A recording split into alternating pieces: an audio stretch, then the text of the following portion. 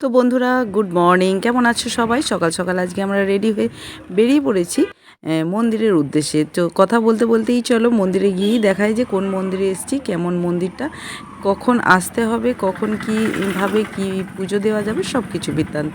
তো সঙ্গে থাকো, দেখতে থাকো। তো আমরা এখন চলে এসেছি, দেখো, মা অন্নপূর্ণা দেবীর মন্দিরে। তো এখানে আছে শিব শক্তি অন্নপূর্ণা মন্দির, যেটা স্থাপনা করা হয়েছে 12/4/1875 সালে।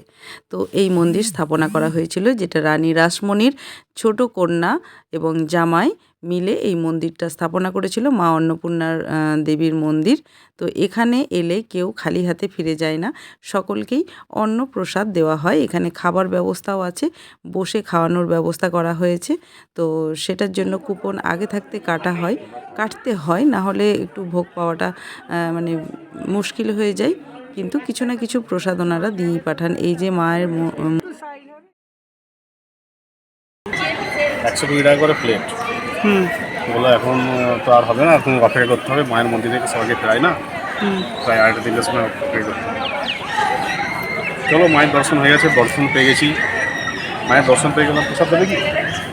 প্রসাদ বলতে পারবো না, ওই তো নিয়ে গেল। তো ওই ভোগ, অন্নভোগ তো দেয় না অন্নপূর্ণা মায়ের মন্দিরে এসেছি। এই মন্দিরটা আগে এত জনপ্রিয়তা ছিল না, ফেসবুক হয়ে গিয়ে ইউটিউব হয়ে গিয়ে এরা একবার দেখো না কি অবস্থা হয়ে পড়েছিল। এখন এরাই এত জায়গাটা কাজ করছে, তাহলে হ্যাঁ কাজ করছে তাহলে এরা। এই দেখো, এখানে অনেক শিব মন্দির আছে, এত মানুষ এমনি সামনেতে আসছে। আমাদের 108 শিব মন্দির, হ্যাঁ 108 শিব মন্দিরও এখন অনেক ইয়ে হয়ে গেছে। ওখানে খাবার দাবার খাওয়ানো হচ্ছে। এই হলো মায়ের মন্দির, অন্নপূর্ণা মায়ের মন্দির। ব্যারাকপুরে এত কাছে, অথচ আমরা আসতেই পারিনি। দেখো, ফার্স্ট টাইম এলাম। দক্ষিণেশ্বর আদলে বানিয়েছে না? হ্যাঁ হ্যাঁ, আর মূর্তিটা দেখেছো? মূর্তিটা পুরো কিন্তু সোনার মূর্তি।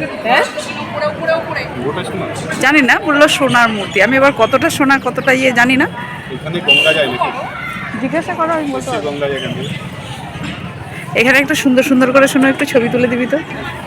ওই দিকটায় বসবো, চলো। ওদিকে সব খাওয়ানোর ব্যবস্থা কিন্তু ভালো করেছে, টেবিল চেয়ার। ওই তো গঙ্গা, এই তো গঙ্গা। ও যেখানে, হ্যাঁ এই দেখো গঙ্গার ঘাট। এখানটা তো খুলবে না গো, খুলবে না, এখন খুলবে না। যে কোনো কালী মন্দিরই দেখবে কি যে ওই যে দক্ষিণেশ্বরে, সেটাও তো গঙ্গার একদম কিনারে। এটাও সেই আদলেই বানানো হয়েছে। গঙ্গা দেখা যাচ্ছে, এটা দেখা যায় না, না এটা দেখতে পাচ্ছি। এটা দেখা যায় না।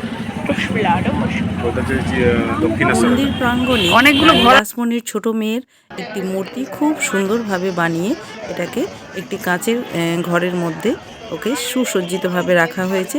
আমি মন্দির চত্বরটা তোমাদের একটু ঘুরে দেখাচ্ছি। অসংখ্য পায়রা এখানে আসছে, এদেরকে খেতে দেওয়া হয়। এখানে আমরাও কিছু ওদেরকে খাবার দিচ্ছিলাম।